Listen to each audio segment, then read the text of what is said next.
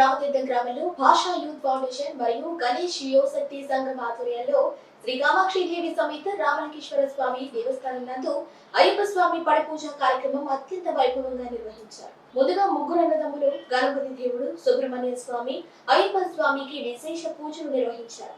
మండలం నలుమూలల నుండి అయ్యప్ప స్వామి మాలధారణ స్వాములు అధిక సంఖ్యలో వచ్చేసి స్వామివారికి భక్తి పాటలతో భజన చేసి 18 మెట్ల పడిపూజ వెలిగించి స్వామివారి కృపకు పాత్రులయ్యారు. ఈ సందర్భంగా గురుస్వామి శేఖర్ మాట్లాడుతూ ప్రతి సంవత్సరం మా గ్రామంలో అయ్యప్ప స్వామి పడిపూజ కార్యక్రమం కన్నుల పండుగ జరుపుకుంటామని అన్నారు.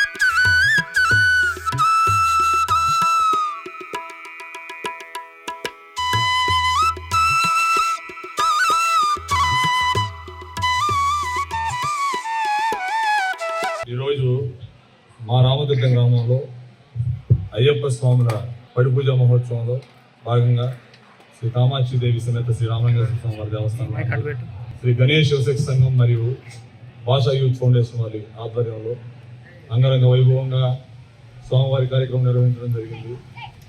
అదేవిధంగా ప్రతి సంవత్సరం స్వామివారి పడిపూజ మహోత్సవం కన్నుల పండుగలాగా మా గ్రామంలో జరుపుతాం. ఈ సంవత్సరం స్వామి మీరే కాదు నేను వస్తానని చెప్పి భాషా గారు అంటే వనమాల జనార్దన్ గారు ఈ కార్యక్రమానికి ముందుకు వచ్చి మంచి సంకల్పంతో పూర్తి సహాయ సహకారాలు అందించారు.